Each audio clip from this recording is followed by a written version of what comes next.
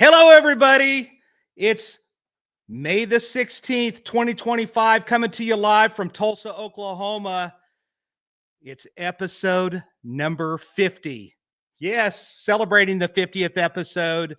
And there is no better guest to have on tonight than Sheryl McCollum, a friend. I love it. She's a very, very well-known crime scene person, crime scene investigator, and she's big in the cold case world. I'm really stoked about tonight.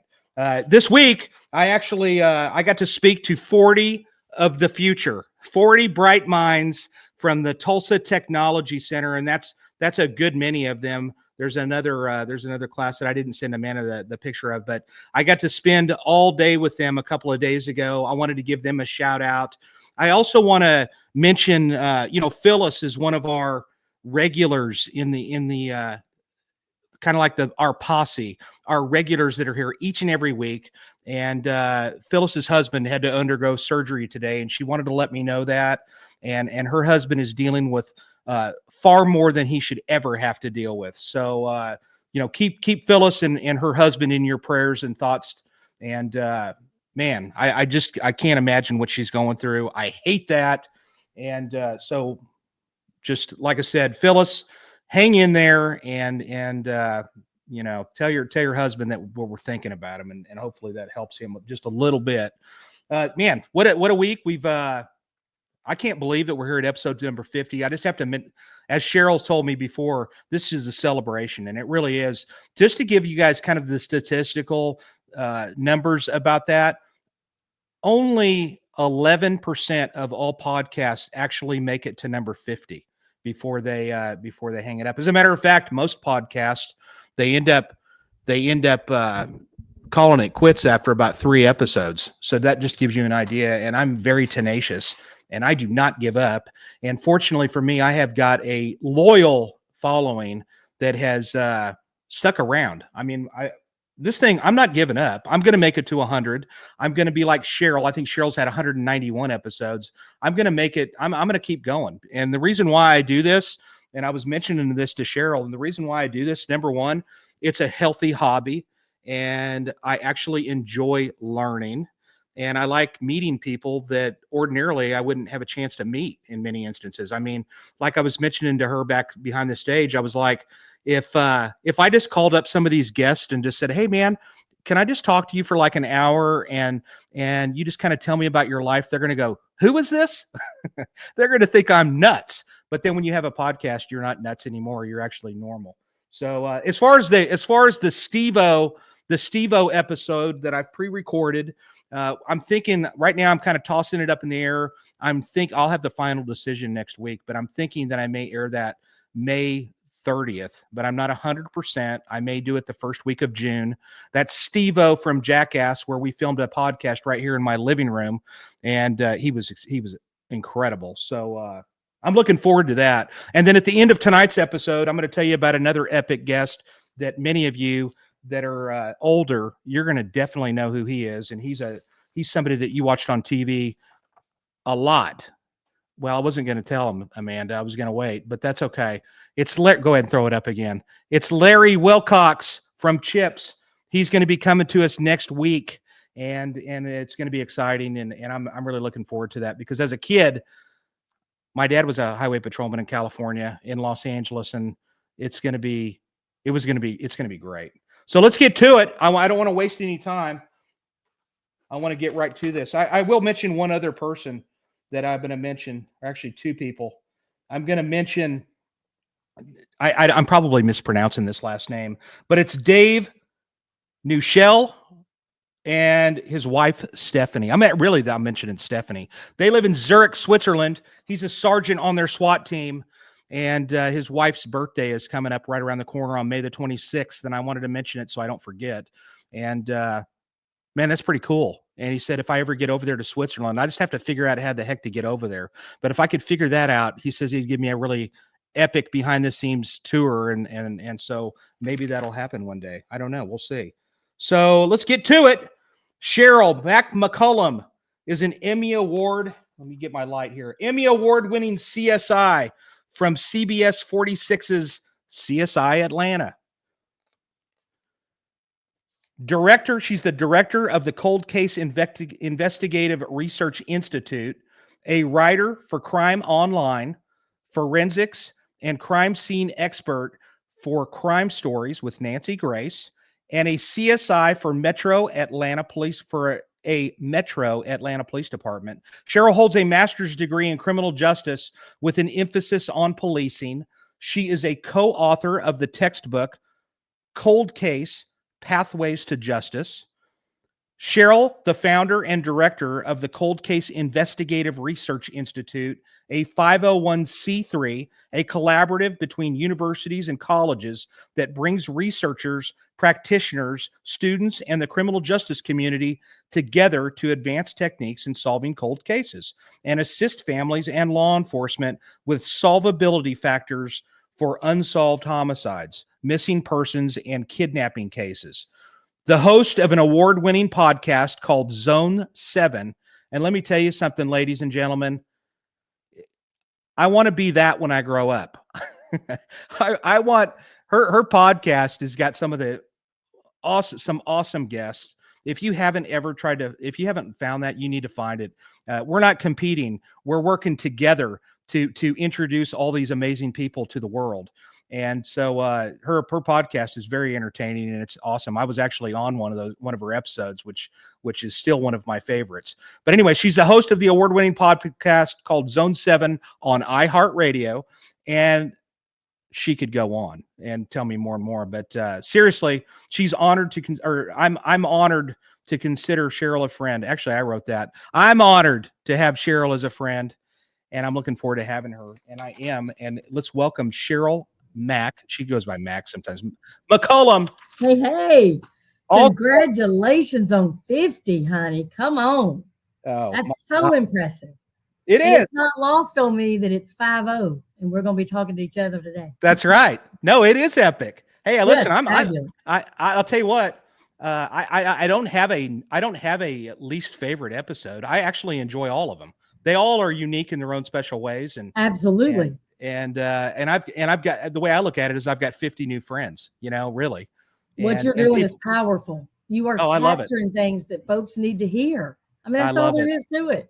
I love it. And not only that, and you do the same thing. We're introducing people to people that I would consider experts in the world that, a lot of smaller departments and a lot of police officers that don't necessarily have the resources.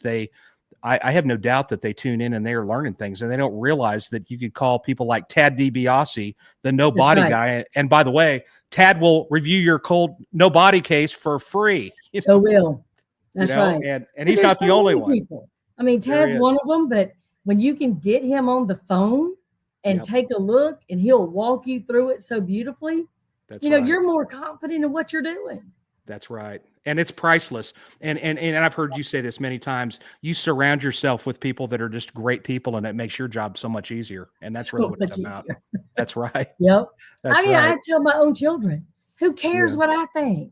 I can call the top people in this country. And if the 12 of them or 15 of them or 27 of them tell me something, I'll put my reputation on it and have. Yep. And those people that we can call, they're the type of people that you could call them anytime, and they will drop what they're doing, and they will give you the time of day. And that's what also makes them special. So, listen, I love it. I love the fact that you're here. I've been looking forward to this. I've been looking forward to this for really weeks, not just this last week. And anyway, and I talked to one of your old, Ed Wallace was on last week, and he's like, yeah, I know Sheryl. And I'm like, yeah. Ed's an old friend. I've known Ed for 17 years. So, he's good people. Yeah, so listen, tell me about how you ended up getting started in your journey, because you have made the best of it. I mean, my gosh, the things that you've achieved have been remarkable. And so let's start off with, why in the world did you even get interested in becoming a crime scene person and then getting into cold case? I'm going to take you back. For some of your younger listeners, here's the truth. My family used to travel a lot, and there were 5 girls in the family and our parents. So we would sometimes leave for vacation when it was dark after my parents got home from work. When you get about 100 miles outside of Atlanta, radio didn't work. There was no cell phones or iPads or any of that. It was just the 7 of us in a car. My mother could tell the most fantastic stories. When I was 4 years old, we are traveling down this 2-lane road because there were no interstates. And she starts telling us this story of a couple that was madly in love. And they crisscrossed the United States, and he had this fancy car that he could just speed all over, and they robbed banks. Baby, I was hooked. I was hooked. So after she taught me about Bonnie and Clyde, I wanted to know more. So she would tell me about John Dillinger, and she would tell me the funny things, like how he carved the, fake gun, and how he made it look like he was filming a movie once. And so nobody stopped this bank robbery. And she had a way of telling it where, like, especially Bonnie and Clyde, she didn't tell me about the murders. She didn't tell me how their life ended when I was 4. I didn't find that out till I was 8. But they always just kind of fueled, Hang on a minute. Your audio got all weird. It's like we're playing a key on a guitar. Oh no. Yeah, I don't know what happened to it. Is it better now? Say something again. 1, 2, 3, 4. Now it's kind of screwy. Amanda, do you have a option in the private chat? Maybe that was weird. How it kind of just got all screwy. She may have to X out and come right back in. Okay. Maybe, because that was weird. Darn okay. StreamYard. StreamYard's doing it again. Perfect. You haven't been distorted at all, but should I go out and come back in? Yeah, do that. Okay. X out and come back in. Yeah. Okay. Hey, this happens. If this happens.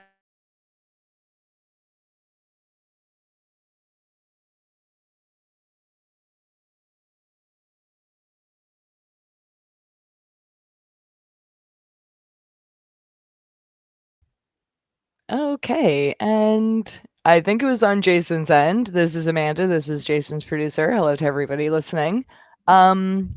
Yeah, so I think it was on Jason's end, and now they've both left me, so I have no one to talk to, and no one to... Okay, hold on. Jason's coming back. Jason, do you hear me? I hear you. Can you hear me? Yes, I think it was on your end because she was fine for me. I'm going to see if the listeners heard her garbled or not. So we're just waiting for her to get back into the station. All and right. Darn StreamYard. I was loving that story. It's like I've got a curse with StreamYard. Happy Friday, everybody. It's a good thing she didn't go the other way, hearing about the fun and romance and adventure of Bonnie and Clyde. You could have been pursuing her on the other end. Hey, Sheryl, I'm sorry. It was probably my fault. It is all good. Can you hear me? I didn't do it. Yeah, I can hear you. It's at StreamYard. But anyway, go on with your story. I'm sorry. No, it's good. You're at that part. You're driving down the road. It happens. Listen, it happens. Okay. Believe me. Okay. So we're driving down the road, and my mother starts telling this fantastic story about this couple that was madly in love and crisscrossed the country and had this souped up car, and they robbed banks. And I was hooked. That's all I had to hear. And then she really fueled it by then telling me about John Dillinger and Babyface Nelson and Al Capone. So that just never left me. And they fueled it so much that when I was 8, they took me to see the death car. Now, at that time, Jason, obviously, I didn't know anything about trajectory and all of that. But the man that owned the car let me sit in it. And as a little bitty girl, there was nowhere I could go in that car. There weren't just bullet holes everywhere. So you got to remember, I kind of was a fan of Bonnie and Clyde first. So I just kind of thought they didn't have to shoot them like that. Like it was pretty much riddled, obviously. Yeah. And then, when I turned 12, they took me to Alcatraz. I mean, they just kept, fueling this interest, and it just became what I had to do for a living. With which Alcatraz, if you haven't been there, ladies and gentlemen, it's one of the best tours I've ever been on. I can't think of. Oh, absolutely. And they've got that down to a science there. and they let you go everywhere, which is just amazing. There's Yes. really nothing off limits. So, but anyway, so you end up getting to that point. Then you start growing up. Did you start going to college first, or did you get the job first in the? Well, I was a little anxious to get into the career. And, when you're 17 and somebody says, well, you got to wait till you're 21, that just seems like forever. So I found kind of a loophole in that our largest hospital in Atlanta is Grady, and they have a rape crisis center that is second to none. So I started that training to work in the rape crisis center. And the way they did it back then is I worked from 7 at night to 7 in the morning and was assigned whatever sex crime detective was on duty. So I knew exactly who to call. And for me, that happened to be Detective Black, one of the best ever at APD. And so he taught me how to interview these victims properly, how to write a good report, what questions to ask, and then to look for things like if she said something unusual, like he came in through a kitchen window and used a crowbar. Had I heard that before? And try to connect some cases. So he was more than a mentor. So when I was 17, I got to start doing that. And I will tell you today, it is some of the best training I've ever had. Yeah. Yeah, absolutely. The number one tool that we have in there is our ability to communicate by far. Mm-hmm. And so, if somebody teaches you how to do that right, then you're well on your way. So that's right. Great point. And so you end up starting, you started out at Grady, and that's a math. That's like where everybody, I've heard you talk about it, where that's where presidents go if they're in that area and stuff. That's right. Level 1 trauma center, operating room 1. Absolutely. And my sister is a trauma nurse there. And, if you ever get to come to Atlanta and you want to visit that, honey, it's like a MASH unit in a really beautiful building. Yeah. I'll call Summer Benton and I'll call you and we'll all go down there together. Oh, that'd be great. Don't you love her? Oh, she's my buddy. You talk about a really awesome representative for this profession. I cannot say enough about her. I really adore her. She's just somebody that takes it very seriously. And I wish that was just across the board. Yes. But she definitely is one of those that's a standout and somebody that she's one of those that she is. She's also a crisis negotiator. So I have a soft spot for that too, because that's what I was as well. But so you go from there, you go from the hospital and then you start, where do you go from there? I went to college, but I decided to go at night because again, I was just hungry. So I did a lot of jobs. I worked for the Department of Corrections. I was in probation. I worked for Mothers Against Drunk Driving. I did a lot of things. And then I landed at the Crime Commission. And then working for the Crime Commission is where my life really had that first just luck. I mean, just a God nod, like you're going to be all right. So we're at this crime scene. It's about 2:45 in the morning. What we thought we needed was in the house. It wasn't. We got a warrant, of course. And then there's a garage. And we're like, that's it. It's in there. Well, about that time, this car comes flying up, little bitty car. This little bitty woman jumps out with a loud voice. What do you got? What do you have? How can I help?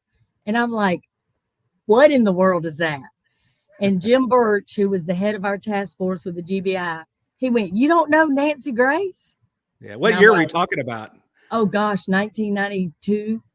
A long time ago. Yeah. And I said, no. And he went, she's a prosecutor with the DA's office. And I'm like, okay, mercy. So she comes over and she goes, stop what you're doing. That garage is detached. Y'all might need a second warrant. It could literally have a different address. So we go get another warrant, played the game correctly, thanks to her, go in there. What we needed was in there. And I knew two things in that moment, Jason. I knew I'm going to be friends with that woman. Yeah. And she just saved this case. Yeah. Yeah. She's definitely passionate. There's no doubt about it. Oh, she's passionate. But and you know what? But that's good. You want that fire, and let me tell you, she was the first prosecutor I had ever seen outside of a courthouse ever. Yeah, that was not normal for us in the 90s. They didn't come to crime scene, especially in their own car at nearly 3 a.m. Didn't happen. But there she was. And guess what, Sheryl? It still doesn't happen. That's what I'm saying. You know, but she believed in it. She wanted to walk it, understand it. And, having that camaraderie and having her look over to make sure we're doing everything good. When things finally got to court, we already knew her. She was there with us. So that kind of teamwork was just something I relied on. And it wasn't anything that I needed to be nervous about testifying or anything. It was Nancy. And she was going to make sure everything was good. But, then, of course, she went on to be Nancy Grace, Right. But she is such a loyal friend. I mean, she could have anybody in the world on her show. She ain't got to call me. She ain't got to call Joe Scott Morgan. Well, I heard you talking about this, and I want you to touch upon this just briefly. Sure. Because I heard you mention. See, I did find the time to research a little bit. I have to work for a living, ladies and gentlemen. So I try to fit all this, and you do too. You've got a lot of irons in the fire. Yes, sir. So do I. So, but basically, I was listening to you, and you said that you had some lady come up to you at a something and kind of said something. You know where I'm going with this, I right? do. Okay, so you go ahead and take it from there. Tell the story. It was at CrimeCon, and I had just done a session, and I came off, and there was a group of 15 or so folks that wanted to talk, and I was thrilled to talk to them because that ain't gonna happen every day in our world. So they're asking different things, and all of a sudden this woman comes up, never seen her before, and she goes, "I know you. You're that woman that rides Nancy Grace's coattails." What? So, of course, your knee-jerk reaction is to say something not polite. Yeah. But I told her to I just decided in that moment in front of these 15 people that I also didn't know, I was going to tell the truth, Jason. And I said, "You damn right." as long as she's calling, I'm showing up. So I bet that stopped her in her tracks. She didn't expect that. She was looking for a little bit of a different reaction. Yeah, she thought I was going to be ugly or hateful. But here's the reality. If you got those coattails, I suggest you get on them, no matter what it is. If your chief of police goes on and becomes a senator, good. Yeah. Now you've got somebody at the Capitol. To me, it's all good.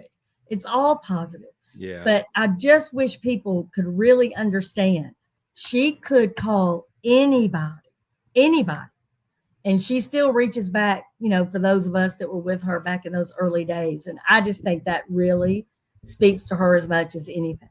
Oh yeah, she's loyal, and she knows, 100%. And she's not going to bring you on if you're a moron or a tool. She's going to bring you on because you bring something to the table. You know what I mean? Yeah. And you make her look good, and that's what it's about. So there's no doubt about it.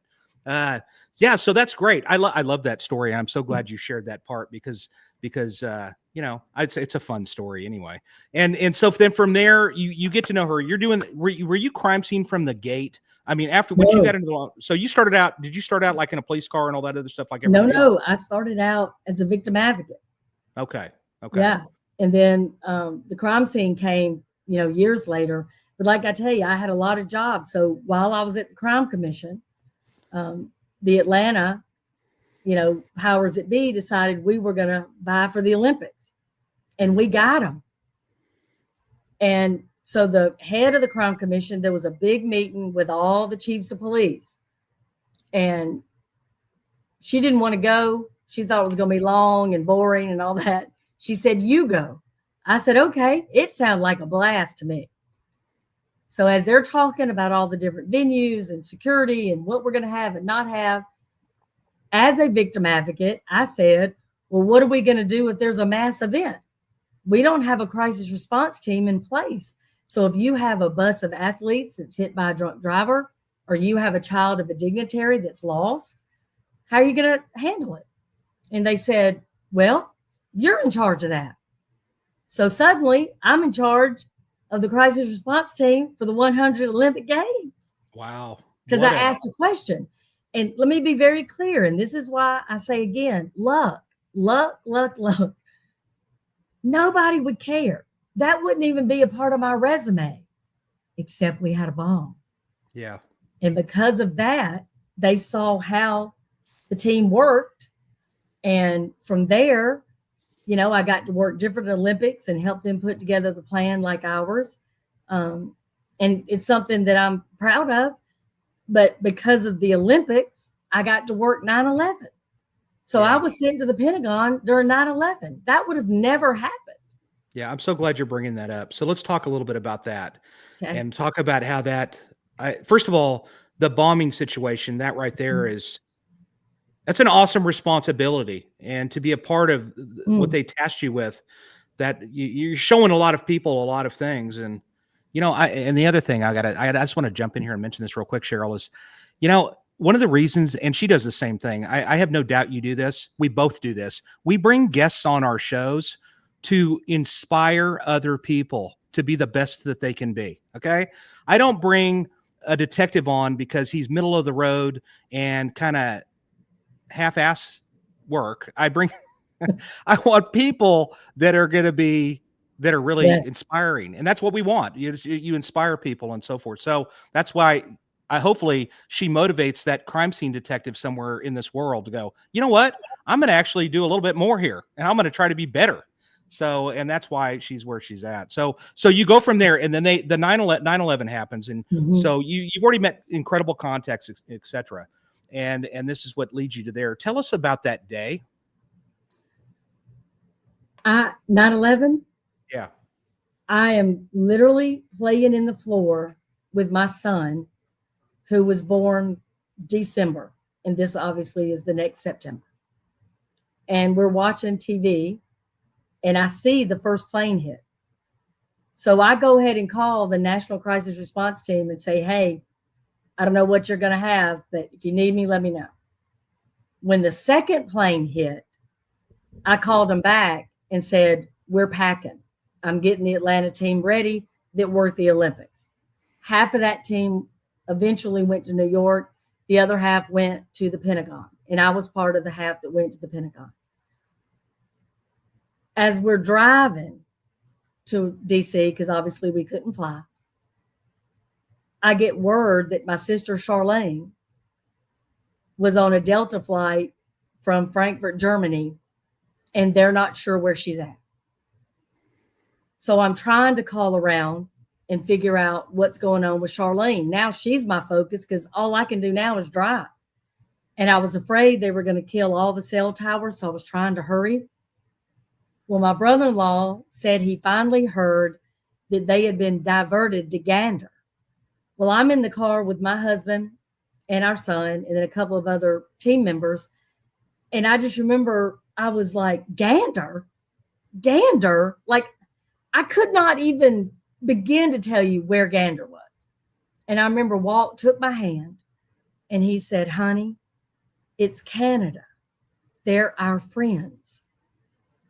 And it just, I don't know, it just hit me. And all I could think of is, I got to call Gander. And at the time, I was a corrections officer with the Fulton County Sheriff's Department. And so I called Gander, and he's like, they're not going to answer. He's like, baby, think of what's happening in their world. I mean, they've got all these jumbo jets from everywhere landing. They're a little busy. Well, I called the constable's office. It rang maybe twice. And I hear, hello, the most friendly, happy voice. And I said who I was. At the time, I was a captain with the Fulton County Sheriff's Department. And I said, I need some professional courtesy. He said, what do you need? And I said, my sister is there. All I know is she's on a Delta flight. He said, I think I know where they are. Can you hold a minute? And I said, yes. And Walt said, he's hanging up on you. He ain't never coming back to that phone. Well, he did come back to the phone, Jason. And he said, I'm transferring you to my personal phone. I think I know exactly where she's at. Well, he got there. Charlene wasn't there.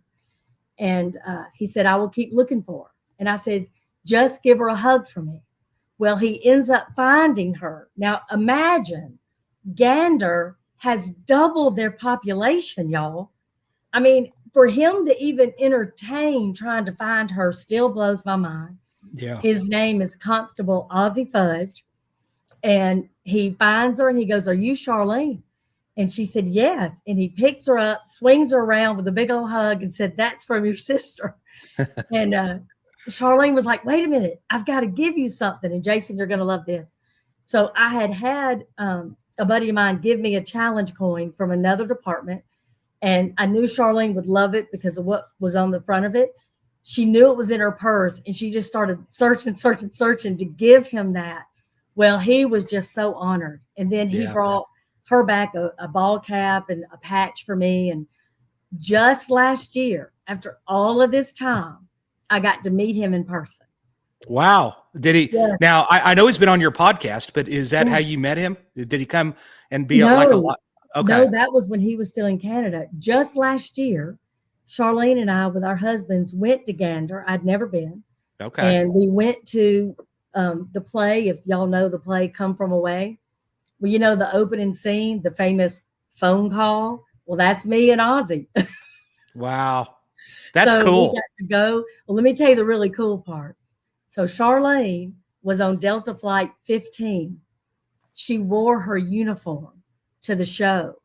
People lost their minds because she's one of the plane people. She's one of the people they helped. And it was unbelievable. No, but that's just awesome. Extraordinary people. So again, I'm just going to keep preaching. There are so many miracles in terrible things. There are, I promise you, because people ask me a lot, and I know they ask you, how are you not burned out? How are you not, just negative and sad all the time? Because there are people like Jason White. There are people like Ozzie Fudge. There are people like Summer Benton. How can I be sad when I can call Tad on the phone, or I can call Nancy, or I can call Paul Holes, and they'll help me for nothing. Right. That's right. I'll tell you what, and they'll help anybody. You know what I mean? They'll help anybody in the business. They don't. Right. It's not like, hey, I don't really know you. No, they'll take the time and they'll give you their time. That's right. They don't. And that's what makes them special. And thank you for the kind words. Thank you for that. I'll tell you what. I'm like you, Sheryl. I still actually like people too. And so I don't know what happened. Maybe we just kind of got shielded at the right points throughout our career. And I've just never had that, don't think that I don't get the, not everybody's just super happy, but listen, I really still, I still try to empathize with people big time. And so, but anyway, that's great. I will also be clear. Sometimes with those miracles, you got to hunt now. I mean, they're not always easy, but I do promise you they're there. I promise you. No, you're right. You got to work for it. It's just not going to just drop in your lap. So you have to do your part. And but anyway, so that's good. So you go to the Pentagon, and I know that there's stuff you can't speak about, but with respect to that, golly, you get there looking at that building. What was that moment like? What did you feel right then and there when you saw that? You got to imagine, though, our information is little by little. I mean, it's piecemeal and we don't know a lot still. And things are still kind of, coming to light. When you hit that bridge right before you hit DC, the Pentagon is down, on your left. That's the first time we saw it with the smoke and everything still. And, if you've ever been to Washington, and I started going as a child because my mother, that was one thing she instilled in us, all the monuments, all the history. And just to see that building, to me in particular, the damage, the lives that were lost, and knowing what was going to be there for us the next morning, because we were doing the crisis response. So we were doing debriefings and things like that. And I will tell you, there was so many folks like in the Navy, in the Army, that just their stories and what they saw, what they heard, and then immediately, even with their own injuries and things like that, were saving other people, trying to save other people. And one of the things that happened in that, once people learned we were there, a large corporation asked us to come. So 4 of us went over, and this corporation is so big and so well known, they have a gift shop. That'll be your hint. And there were two people that worked there that were on one of the planes that were extraordinary. Everybody loved them. Everybody. We talked to person after person. The accolades are unbelievable. The adventures, the things they accomplished, who they were. I mean, you're just talking about their life. It didn't even look real, some of the things they were able to do. And each person added so much that you were sad you were never going to be able to meet them. They were those kind of folks. Yeah. Well, at the end of the day, this last person comes in, and right before we were going to talk with her, the president of the company comes in and he said, "Hey, I need some help. We're doing a memorial. We want to do it tomorrow. And I can't find anybody that's not so overwhelmed with grief that they can help put together this collage of photographs that we want to go with music. If y'all know anybody, even somebody on your team, please let me know." They were going to have over 5,000 people in their auditorium. Last lady comes in and she's extremely upset, Jason. She's one of those that you're like, oh man, I'm not even going to be able to help her. You know, she's already too crying and carrying on. Long story short, I said, look, I know they were incredible. I know that's probably why you can't even talk to us, but just know what you're feeling is normal, you know, all that kind of. She looked right at me and said, "No, you don't understand." She said, "I hated them," and just burst into tears. I was like, "You hated them?" And she said, "Yes. I just think everybody, they just, you know, drank the Kool-Aid. They didn't realize they weren't all that." I said, "Hold on a minute." I said, "Do you know Mr. So-and-so, the president?" She said, "Of course." I said, "Do I have a job for you?" So again, in all of that sadness, something hilarious happened where I was able to tell this woman, that president you work for needs somebody to do a video and can't nobody do it. You hated them. Perfect job. That's funny. When I tell you she put that thing together, it was awesome. It was awesome. So, you know, if they were going to hit any building in Washington, D.C., and you had no control about it, they actually hit probably the most fortified building that there was. And honestly, as horrific as that situation was, that saved lives because of that building and the way it was constructed. So a little bit of a small silver lining, really, honestly. I'm telling you, another miracle, because they also had people in there that knew how to react. They responded instead of, you know, freaking out. So a lot more lives were saved because of the quick action of people that had been trained. So don't take it to any of the listeners. Don't take that the wrong way. Like I was like, oh yeah, it was really good that they hit the Pentagon. No, I'm just saying that as far as the fortification of that building and the way they have it built with like layers, that's what really saved a ton of lives. So then from there, I'll tell you what, Sheryl, if that ever happens again, if you just call me up and I will be there to deliver water.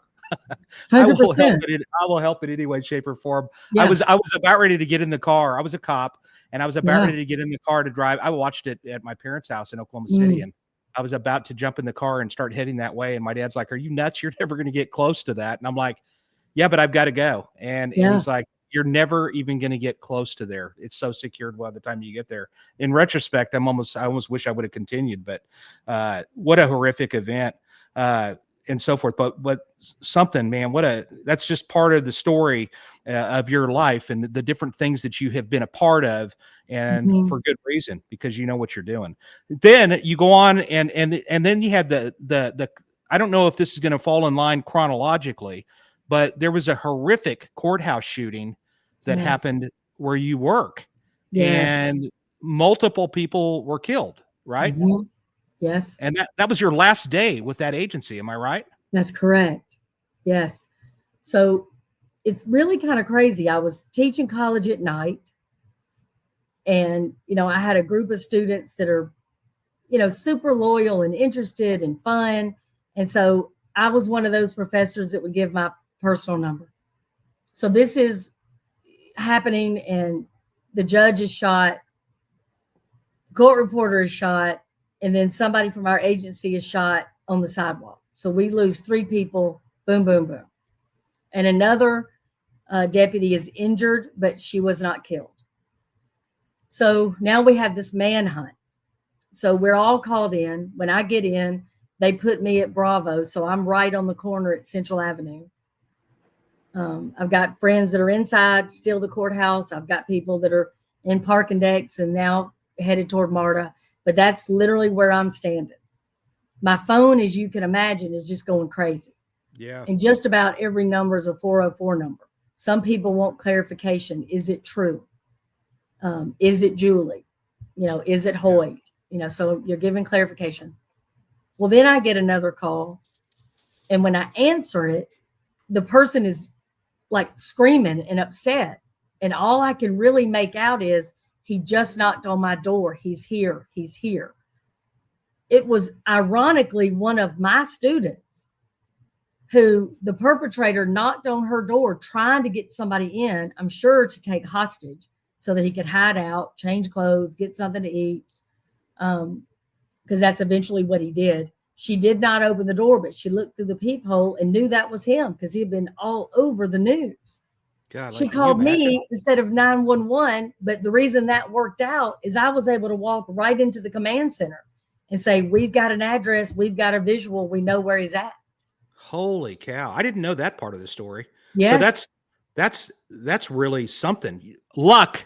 Once again, divine intervention right there. Amen. I am a Episcopalian girl. I believe that. I mean, that child, for whatever reason in her panic, called me. So did he get taken into custody with that incident? Well, that was our first visual. Unfortunately, by the time law enforcement got there, he had already left. And that's when he murdered a federal agent, took his radio, took his badge, took his truck. And then that's when he took the hostage that we all know about hostage. And then he was eventually captured. Golly, remind me of what was the story on this guy? What year did this happen? Oh gosh, it was I remember this on the news, but it seemed like it was a long time ago. But it was maybe 2004. I'm so sorry. I'm bad with dates now. We'll tell you. No, that's okay. So what was the reasoning behind it again? He had been charged with rape, and he was being led to court every day. And eventually, I think he believed, this is it. They're going to convict me. And he had a whole hit list that he had written about. And so what he did was, and this is something if any, young corrections officers or detectives or police officers or even crime scene folks, the person that was escorting him, they've done it for weeks and weeks. So you get a little less paying attention. You don't fear him. He hasn't been a problem. And this particular morning, you always have two that are going to escort an inmate to court. One of them had gone to get breakfast and wasn't back yet. She said, no big deal. I'll escort him. And he was in front of her and she was letting him walk down the hall, and he turned and hit her right with his elbow right in her face, and it knocked her out. And when she fell, she hit the marble floor and it split her head open, and he was able to get her radio and her gun, and he went to the courthouse or the courtroom the back way. And the judge sits here and there's a panel behind him with like a secret door. He came right through the door and shot the judge in the back of the head, shot the court reporter, went straight out, down the steps, was on the street. Hoyt Teasley was coming up. He thought that Hoyt, obviously had heard shots fired, and he killed Hoyt, went right to the parking deck, tried to carjack somebody, couldn't, got on the MARTA train, and that was it. Wow. That one decision right there, and look at the tragedy that followed. Unbelievable. Yep. And so did you say at the very end of this that he actually got captured? He did. And I actually stayed in the command center until he was in handcuffs and was brought out. Because there was so much going on and so much information. And, if you've ever been in a command center in a situation like that, they had fax machines going, they had TVs going, they had radios going, and everybody was trying to look at all the information, especially the hit list. He had a code to a gate. So there was some place that he was planning to go that he knew he could get into that gate. Yeah. And I mean, it was just an incredible experience to see all of those people that were, the best and at the height of their field, just working like that. So. Well, let's talk a little bit about the Cold Case Investigative Research Institute that you started this, right? Yes. I mean, like you didn't have enough to do, and now all of a sudden you start this organization up that I'm sure is taking none of your time, right? None. And some of the cases that you guys have looked at in reference to this: Mary Little, Tupac Shakur, Boston Strangler, the Atlanta child murders, which I'm a little interested in that. I don't even know if you can even comment on any of that. But Natalie Holloway, Drew Peterson, that's the cop from Illinois. Yep. And then Chandra Levy, which was a huge case. Mm-hmm. And I know that you like to talk a little bit about this Moores Ford Bridge lynching. Sure. Which that's and then Amber Hagerman. I don't know about that one. From the Amber So these Alert. are oh, okay. Well, I should know that. My gosh, where have I been? All right. So these are some cases that you guys have looked at, and I know you've looked at the Natalie Wood case too, right? Oh, sure. Yeah. Yeah. Are any of those that you can even talk about? I can talk about every one of them. How about Natalie Wood? Natalie Wood. Let's start with Natalie. Okay. Because that case, that's a case that I'd like to interview a couple of people. A fantastic case, and her sister asked me to look at it and help her. And so one of the first things that I did was I went down and interviewed the ship's captain, Dennis DeVerne. He was extremely honest, straightforward. First thing I asked him, were you in love with her? And he looked at me, Jason, like I was crazy. And he said, every man was in love with her. He said, of course I was in love with her. He said, but I knew my place. He said, if I ever started to get too close or too friendly, she would remind me that I was an employee in some way. And so I thought that was really interesting. But, you know, he filled in some blanks that did not make sense to me. And one of them that occurred was there was some jealousy the night before, and Natalie had gone ashore and spent the night in a hotel, and Dennis had accompanied her because he drove the dinghy. The next night, there was a fight, and a wine bottle was smashed, and her husband, RJ, basically asked their guest, who's a well-known actor, you know, you want to have an affair with her, but he said it very crudely. And then Natalie went to bed, the actor went to bed, and then suddenly RJ can't find Natalie and searched the yacht from, you know, stem to stern. Yeah. But he never went to that person's room.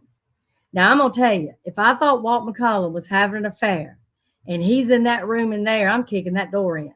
Yeah. If that woman has a room over there, I'm kicking that door in. Yeah. But he don't look in that room.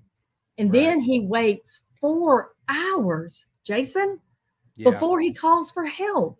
And then when he calls for help, he's like, yeah, this is the Splendor. Someone went overboard. Someone. Right. Everybody knows that yacht. Everybody knows who you're talking about, but he wouldn't say it. And, you know, in our business, that is a flag for us. Yeah. Yeah, it is. Well, and actually the last movie that she was in was called Brainstorm. And a lot of people don't even know what in the heck that movie. It actually is not a bad movie. It's actually it's a good movie. It's weird, but but she was possibly having an affair with the actor in that movie. And that's who was on the yacht. And who never talks about this case either. Who never talks about it. No. Which is another thing that is so strange. And Christopher Walken is who we're talking about. And okay. I didn't know if we were not. I didn't know if we were. But no, that's right. It's Christopher Walken. I mean, everybody has seen him. And Natalie was infatuated with his acting ability, that he took it so seriously, that he was a studied actor. And that's how she wanted people to perceive her. She wanted one more big hit. Well, the way her sister Lana talks about it, now she is an actress herself. She's a Bond girl, very sexy, a lot of fun. She had a great career. She had a great dating past. She is old Hollywood, I would say. I mean, she has a way of talking that you would just love to talk to her. She dated Sean Connery a little bit, you know, Robert Redford, she just adores.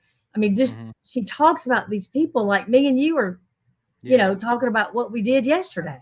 But her life is so connected, Yeah, right. But Natalie was petrified of the water. She almost drowned as a child.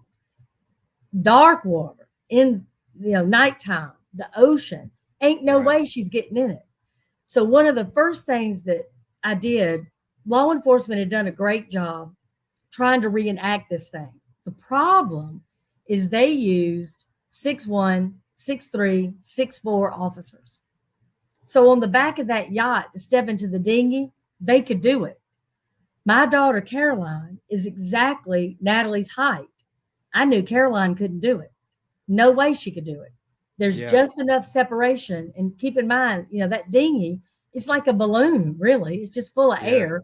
Well, it moves. So the only way Caroline could do it, she had to basically just dive into it and skid on her knees. She could not step into it. Natalie would be so petrified of the ocean at night, there's no way she would do it. Right. No way. Right. Well, then the evidence on the boat, the oars were in place when the dinghy was found. The key was in the off position. Nobody had run that dinghy. Nobody. And then if you look at Natalie, she didn't have, burn marks where the rope would have, done like a burn on her hands, slipping out of her hands. Good point. You untie that dinghy, it's going to go just like a balloon, Yeah. And that's interesting. Well, let's talk because I just want to make this other point because I think people need to know. I want to hear it. You can take your time and you can look at every single picture online. You will not find a bad one. It don't exist. Natalie believed that when she was out in public, people deserved to see Natalie Wood. She did not go to the mailbox where she wasn't perfect. Now that's relevant. And I'm telling you, you can do it right now. Find any picture you want. I could only find one. She's in a one-piece bathing suit walking down the beach and her eyes are closed. The rest of them, perfection. Perfection. So you're telling me that she got in a dinghy by herself on a little old thing she didn't know how to drive, on water she was afraid of, in a flannel nightgown? Yeah, that's not making a whole lot of sense there. Nope. Do you think they're ever going to do anything with that, or is it just basically that ship is sailed, so to speak? Yeah. Well, here's the sad part. If Walken doesn't talk, there are no other witnesses. Dennis DeBurn's already talked. RJ won't talk. And we got it where they at least changed the death certificate to undetermined. It's no longer an accident. They know it's not an accident. She had too many injuries. Mm-hmm. Yeah, and I don't see Christopher Walken doing it, so that leaves one. Leaves one.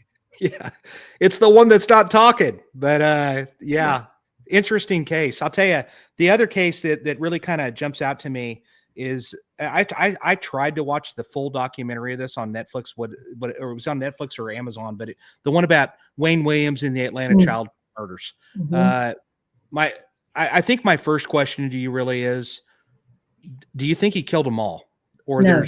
Okay, I didn't think so. So that's what I want you to talk about briefly, because I've heard something different, like what you're talking about. I'll break it down for you. Okay. Wayne Williams is a homosexual pedophile. Okay. So you can take the girls off the board.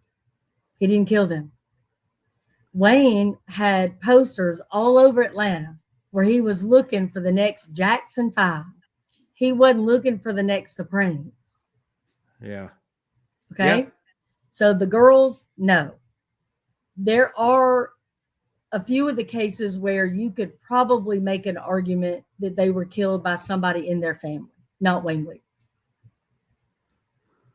Wayne came along at a time, Jason, where we didn't understand a lot of things, fiber evidence being one of them, that serial killers can change their MO. We didn't know that. Yeah. So when you look at some of the children were dumped in the woods, some were dumped in abandoned buildings, and then some were eventually dumped in the river. So it's one of those things where people thought, well, it can't be the same person. And then a lot of people thought, well, all the children are black, so it's got to be somebody from the KKK. Well, when you start looking at the neighborhoods where this person could move freely, they were not Caucasian. They would have been seen. They would have been noticed. This person was not noticed. So this person was familiar in some way. He was comfortable in every way. So, then comes along John Douglas. Well, John Douglas rolls in and he starts saying things like, well, he's probably young, 17 to 21. He's probably going to be a little pudgy. When you arrest him, he's going to be wearing a vest. We're like, what hocus pocus is this? Yeah, that's pretty specific. That's pretty specific. And we had never heard anything like it. Well, sure enough, when they bring him out of the house, he's got glasses on. He's pudgy. He looks young. He's wearing a vest. And we're like, what was that guy's name again? Yeah, right.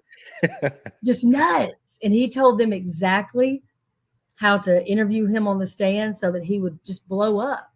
And the prosecutor, Jack Mallard, brilliant, unbelievable human being. Jack took what he told him and he did it. And that's when Wayne started like this, banging his hands and screaming.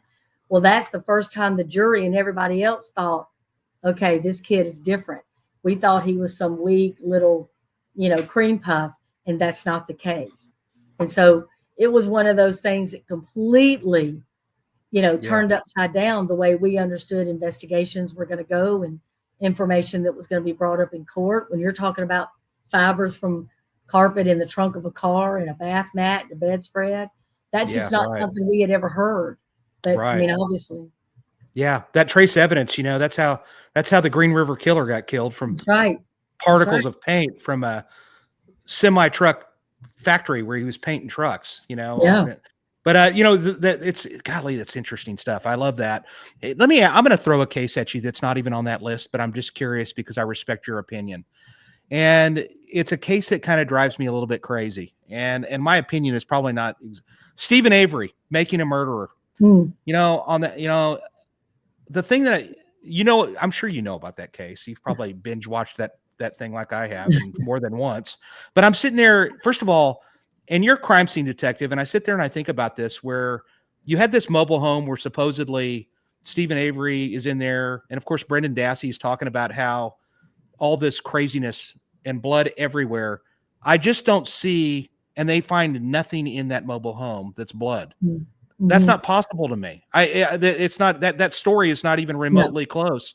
And his interview I thought was a train wreck anyway. But why in the heck? The hard thing for me on that, why the heck would Stephen Avery kill this lady that he knows damn good and well that they're going to be able to trace her to his place, and not only that, he's about ready to get paid. I mean, more money than his family's ever seen. And I still look at that. What is your thoughts on that case? Do you think?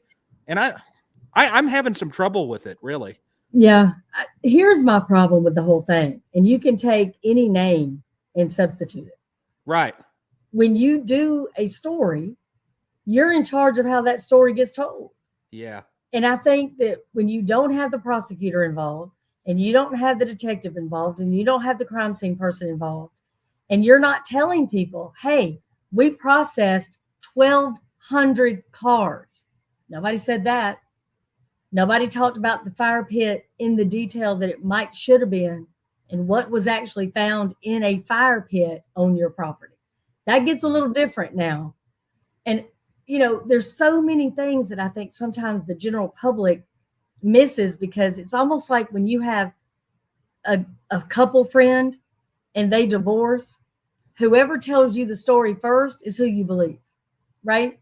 Yeah. You rarely hang up from one of them and call the other one to get verification. It's, oh, he's no good. He cheated on me. He won't give me any money. He don't ever see the kids. And you're like, God, what a piece of crap. Well, you don't talk to him. So I think there needs to be more of we're going to tell this from all sides and use actual documents. Yeah. Because we're just believing what we're fed. And sometimes I'm not sure that's the truth. Yeah. And I may be guilty of that to an extent as well. And look, here's the bottom line. He's still there. Not one appeal has worked. Not one, hey, look at this different. None of it has worked. Yeah. And so there must be something to the conviction. Yeah. I mean, yeah, that case, and the reason why I even mentioned that case is because, I want the right person. If in fact it's him, man, he needs to rot Yes, there. Lord. But Yes. if he's not, If he's not. Yep. then, it's just kind of a little bit of a scary situation. So there's another thing, and I want to tell you something I'm going to tell you something you're going to be excited about. Okay. So I'd actually recently put together a proposal, and we have a foundation. They take money and they actually buy things that the police department needs that ordinarily we just can't afford it in the budget. Sure. It's just not going to happen. Big ticket items, they might buy pepper ball guns, large amount of pepper ball guns that to be able to, that's kind of a good stuff. So they asked for the first time we were able to actually kind of go in front of them. We were invited to go speak. Well, actually I put together a proposal and I spoke to them, and I put it together for an MVAC. And so we got they saw it my way. I had 10 minutes to give this presentation, and of course I didn't stick to that 10 minutes. I spoke for probably 20, and and I let them know how much we needed this, and we got it. We're the only police department in the state of Oklahoma to get the MVAC. It's not online yet, but we have it, and it's in our lab. And so I'm super excited about that, because that is a game changer. Jason, you have just opened up a world that it's unstoppable what's fixing to happen. And when Jared Bradley comes there and trains you, there's no better human being. I mean, he is just dynamite, and he is so gracious. And you want to talk about available 24/7. He will do anything that he can to help on these cases. And he's coming on my podcast, actually. I didn't get to meet him. He was here. I think I was speaking in another place, and I didn't get to meet him, unfortunately, but I did communicate with him and Wayne a lot. And they're awesome. They're awesome. I'm so excited about it. So go ahead. I didn't mean to stop you. No, I was just going to tell you what a cool friend he is. So, I had the honor of being inducted in the Law Enforcement Hall of Fame. Yep. He came as my friend to support me. That's unbelievable. Yeah. But he will do the same thing. He will pop into Atlanta and say, "What do you need? How can I help you on any of these cold cases?" Yeah. Just like you said from the beginning of this show, they're just remarkable people out there willing to do anything they can to help, and they don't want anything in return. That's right. And my gosh, just him showing up there, that's amazing. I liked him from that moment I met him. Yeah. And a decent, solid human being. Just briefly remind people, because you can say it a lot more eloquently than I can, remind people about what an MVAC is. Oh man, it's a machine. It's no bigger than this, and it works sort of like a steam carpet cleaner.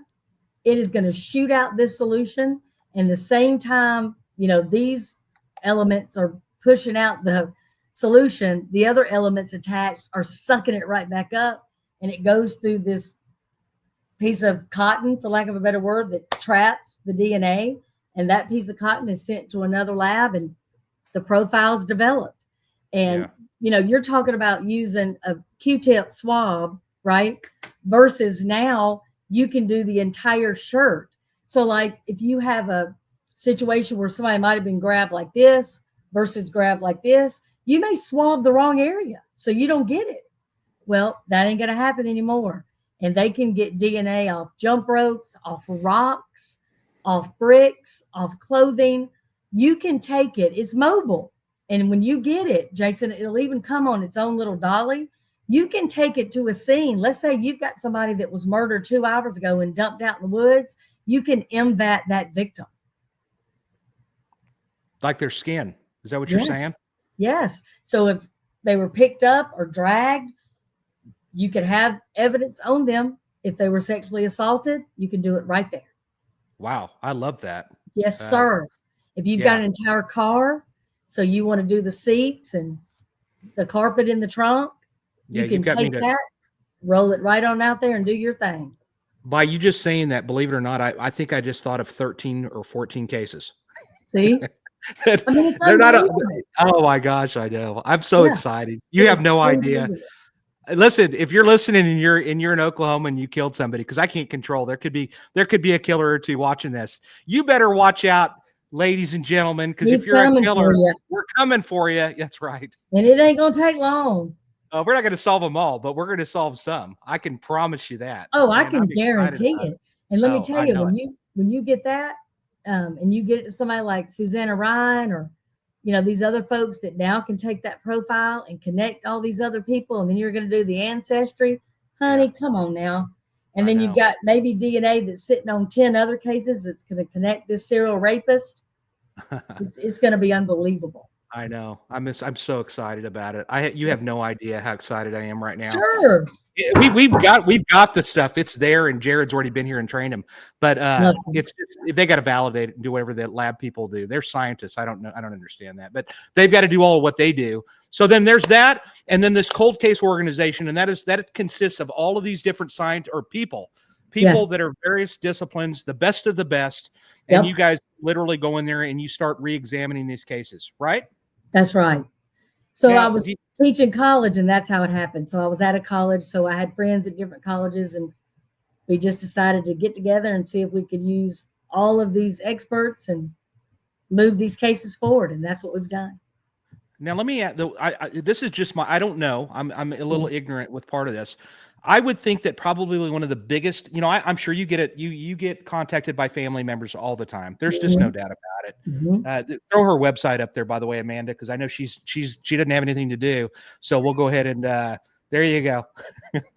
So, but you get contacted by family members and stuff, and they're like, "What? My case?" And we even we know somebody here in Tulsa that I know that you've been in contact with, etc.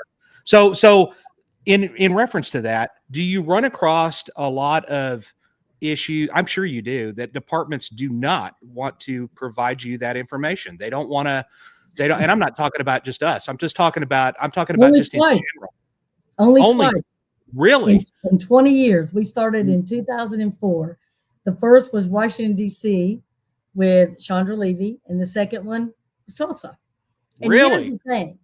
I know you don't know me, right?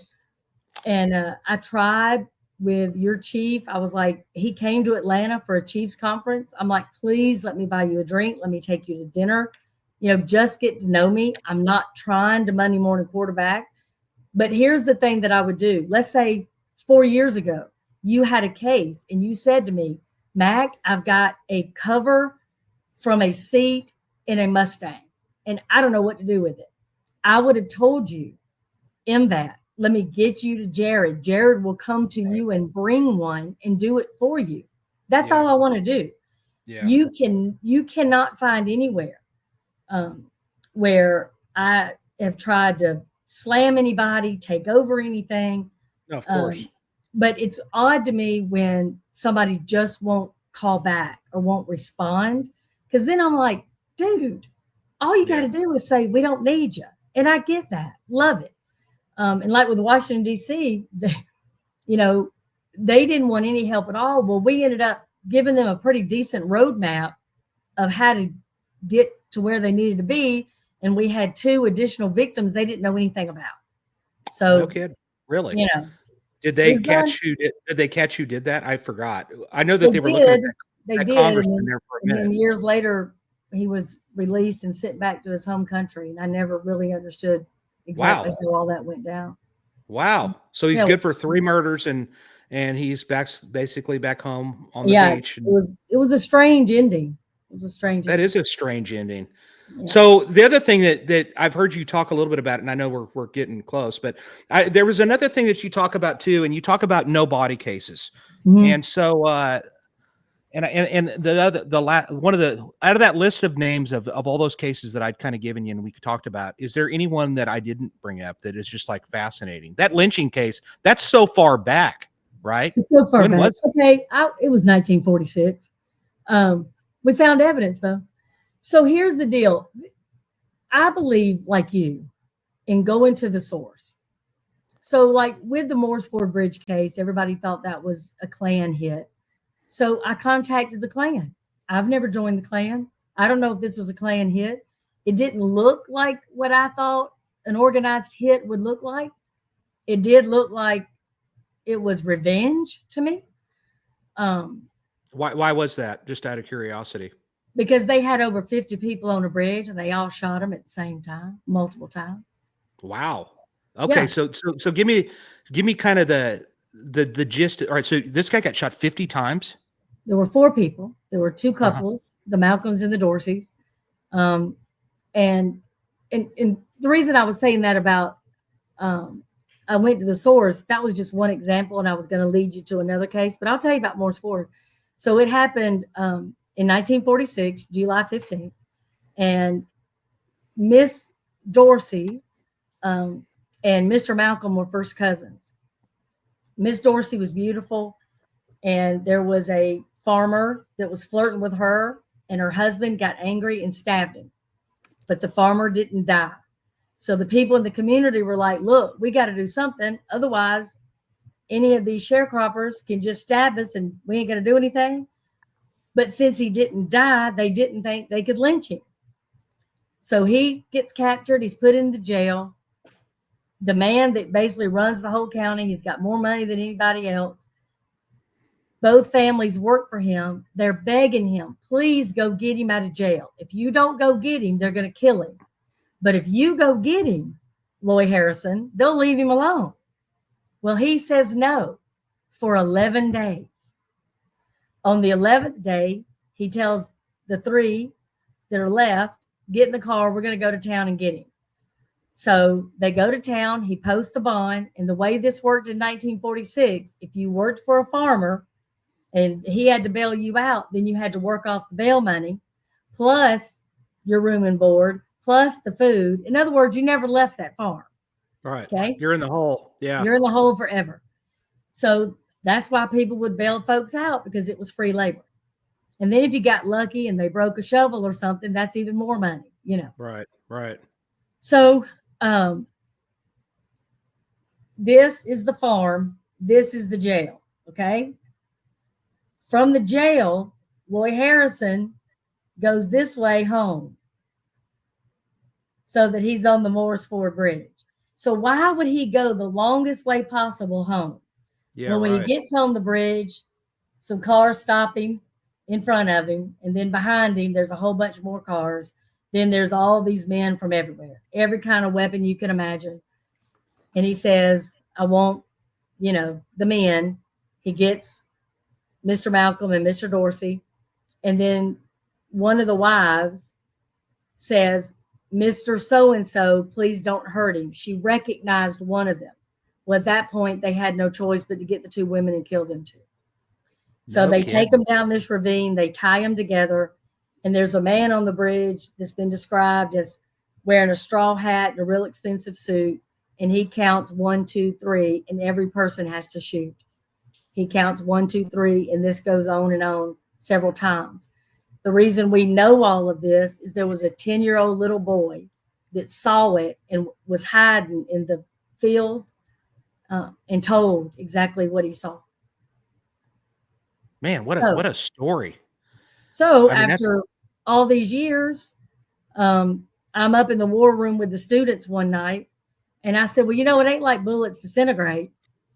And then I was like, oh my God, bullets don't disintegrate. Neither do shell casings. Let's go get them. Because if you shot that many times, there's got to be something in the ground. Well, in about 4 hours, we had 173 different bullets, fragments, or casings, or artifacts. Holy cow. And turned them over to the FBI. Wow. I mean, what are these, did you find casings? Is what you said too? Oh, yeah. We found, because you can see the striations. So there were different 9mm. There were different police issued 38s. There was one shotgun shell that was encased in cardboard, not plastic. So that predates 1950. We found one button that had 2 holes in it. Traditionally now, after 1950, buttons had 4 holes. We found a nickel that literally was 1946. I kept the nickel. And then what we did was we put flags everywhere that we found the bullets or the casings. Yeah. And if you looked at them, they all had like center mass. Yeah. Wow. So what did you learn? What have you learned? Well, I learned that, you can have a case that's that old and still find evidence. Yeah, on I'm scene, fascinated by that. Yeah, that's great. because it's there. And if you've got, an area that has been worked in a farm, sometimes it might be down an inch or 2 or 3, but Yeah, it's there. yeah, yeah. And so what I I'm did still was Dr. I'm trying Terry to, Powis, who is an yeah. archaeologist. I asked him to come and excavate it just like an archaeological dig, which is what he did. So nothing was Wow. damaged. Yeah. And each bullet was straight down, which is relevant, straight down 2 inches. Huh. How does 50 people keep their mouth shut after this? Mm-hmm. You know what I mean? That's crazy. Yeah. I know that they all participated, but Well, even then, you would think that there'd be a lot of word on the streets kind of deal. It is word on the street, but both communities had a reason to keep their mouth shut. Okay. The white community didn't want to go to prison and didn't want an uprising, and the black community didn't want to get murdered. And I will tell you, Jason, they're pretty quiet today. Really? You can go there right now and nobody wants any trouble. So the president of the United States at the time got involved because it was a lot to do with voters' rights. And, they wanted something done. So they made this big deal. They sent the FBI there. Hoover got involved. I mean, it was a big deal. Well, then years later, Dr. King got involved. Dr. King gives a speech and says, I'm going to Monroe when I get back. And he never came home. Yeah. So Monroe was on his list when he got done and was working with the strike with the trash companies, trash workers. Yeah. What an interesting story. I need to look into that because just to kind of read more about it. I didn't even know the all the details to that, but that's really a fascinating story. But it's also a good lesson for the young, detectives and whoever that are listening, because again, when I worked the case, it was important for me to bring in the people that you thought did it. So the Klan, I left them a voicemail. They didn't call me back, but I was able to find an ex-Imperial Wizard, Johnny Lee Cleary, that would meet with me. And Johnny Lee says, I will come meet with you, but there's some death threats. There's a bounty literally on my head. So I'm not going to tell you where to meet me until that morning and about 10 minutes before. I said, that's fair. So and he would only meet with 10 of us. So I had 5 experts and 5 students. And here's what happened in that. And I'm going to tell this as fast as I can, but can I tell this part of the story? You can, hey, as much, whatever. Okay. Hey, you can hang out as long as you want. I'm not rushing you, but go ahead. Okay. Well, this is one of the best educations that these students could have had before they go on into their, respective departments. I had one student, LaShawn. She is a very proud woman. She is a advocate for her race, for her gender, and she was not about to go meet with an Imperial Wizard, ex or otherwise. So she was angry, and she was like, Matt, first of all, I don't know what you mean by ex-Imperial Wizard. And I said, look, I don't either. I said, I've got a friend that's got an ex-husband and she still sleeps with him. So I don't know. Ex means different things to different people. I said, but this is what I do know. He has information you need.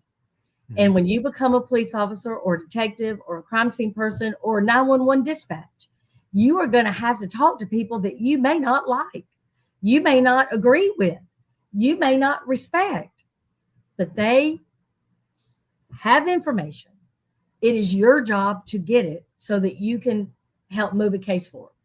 She's like, okay, I'm going to go. Well, she was sitting there, you can imagine. And a few of the other students weren't thrilled to be there, but LaShawn is the one that I still laugh with her today because she's one of the best detectives that I know. And so I said to him, I said, Mr. Clary, if you could just tell us real quick, what you think, if this was a Klan hit or not. He said, well, I'm going to get to that. He said, but is it okay if I talk to your students first? And I said, yes, of course. So he said, when I was 12, my mother OD'd. Well, LaShawn immediately reacted a little softer to that because she had that same thing in her family. And then he said, when I was 14, my father committed suicide in front of me. Well, now she's looking at me like, you are not fixing to make me care about this man. And I'm like, hey, just let it happen. And then Johnny said, you know, he was sent to live with his sister who was only 18.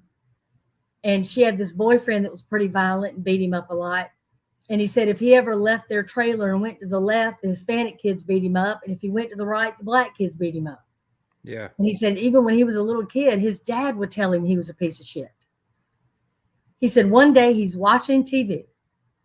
This man comes on TV and he's talking about how white people are the best, that they invented the car and the airplane and built this country and everything that's any good, white people did it. He said he had never heard that in his life. He had never been told anything, but he was trash and stupid and worthless. And this guy was like blowing his mind. And he was speaking with such authority that it didn't sound like hate speech to this little kid. It sounded like something he needed to hear. And he said, I can't explain it, but I wrote him a fan letter. And he said, one day I'm sitting in that trailer and I'd just been beaten up by the boyfriend. And I look outside and there's a limousine. And this man gets out and he said, now look, it's the man that was on TV. And that man said, if you want to change your life, come get in a limousine that tonight you're going to have brand new clothes. You're going to have a mansion to live in and you're going to have a steak dinner. And Johnny Lee said he didn't even pack. He got in that limousine and that the man took him and said, all I want you to do is deliver these packages or give this message or take this letter. He said, that's all he did. And then eventually he said, hey, I'm going to need you to do something else for me. I want you to go over to this person and tell them I'm not happy with them. And if they don't straighten up, something bad's going to happen. He said, and then I started delivering those messages. He said, as I got older, he wanted me to do other things. And he said, eventually I rose up in the ranks. And he said, the man that I saw on TV was David Duke. No kidding.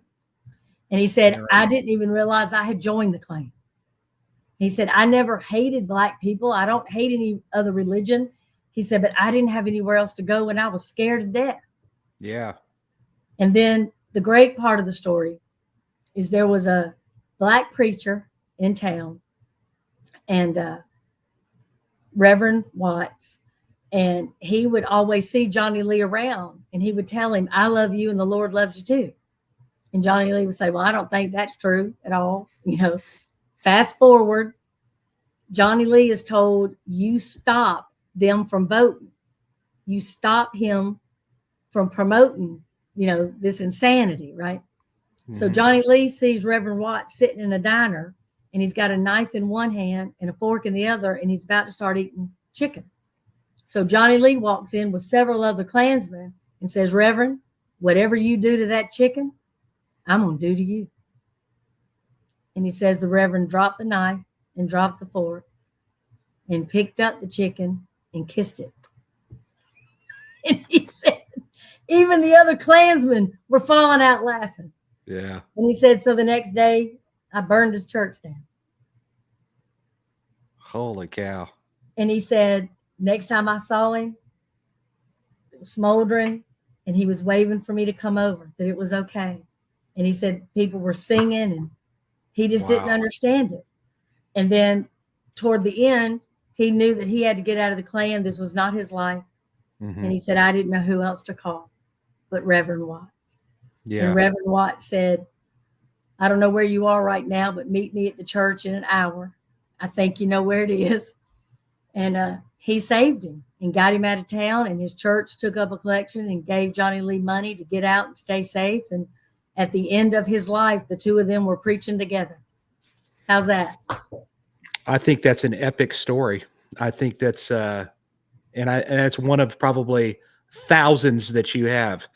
And thank you for sharing that. That's really interesting.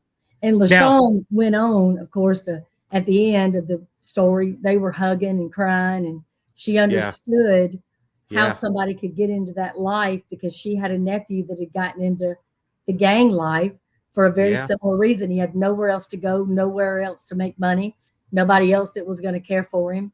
So she understood it. And I think to this day, she will tell you she's a better investigator because of it.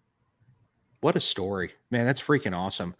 So you, what have you noticed about the younger detective of today? And what would your advice be? If you could go and sit them down, what would you do? What are you seeing and you would like to see changed?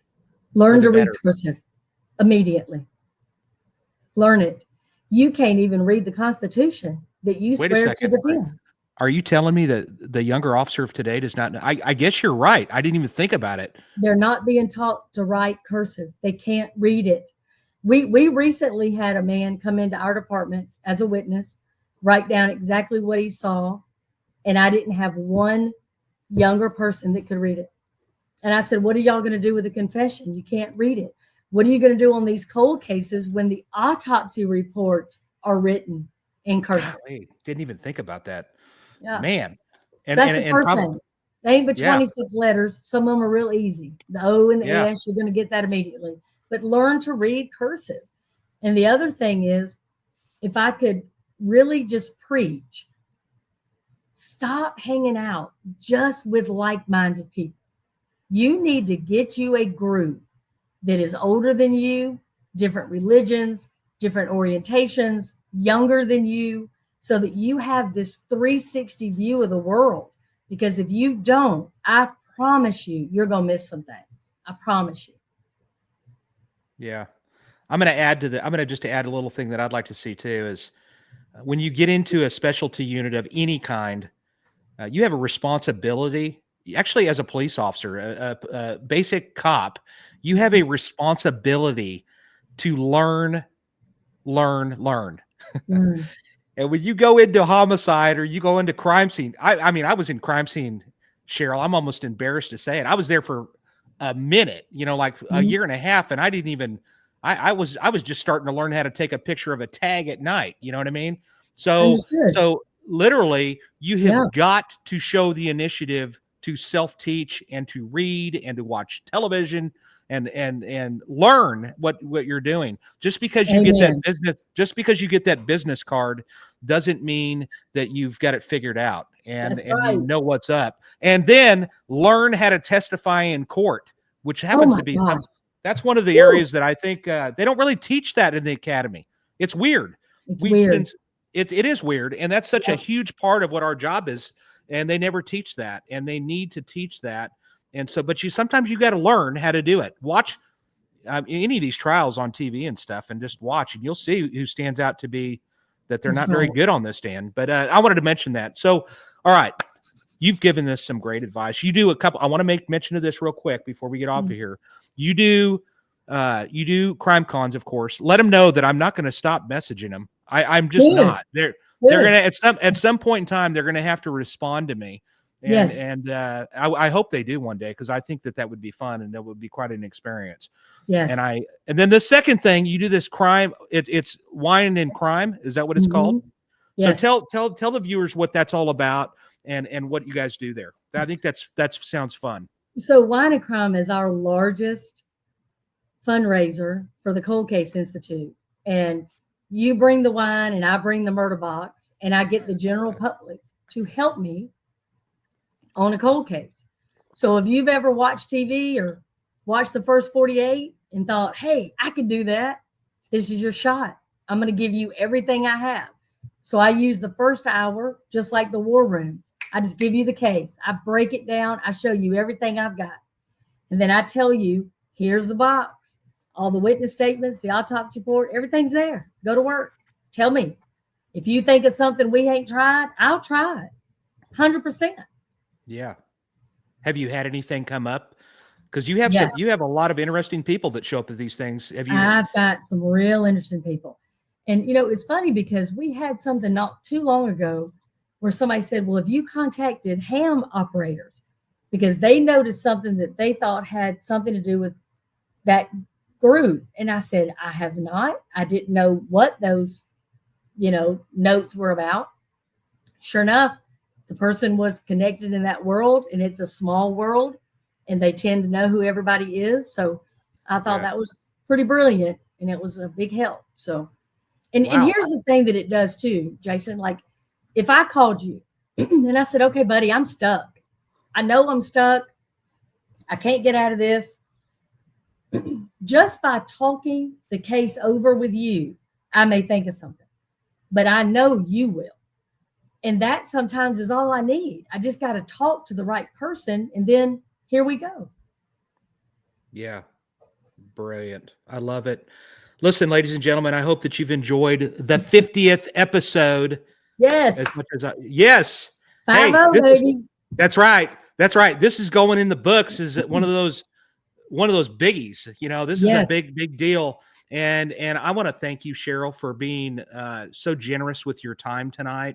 I could listen to you. Actually, ladies and gentlemen, if you need more of this, go to Zone 7. Zone 7. Check it out, and you can listen to Sheryl for weeks.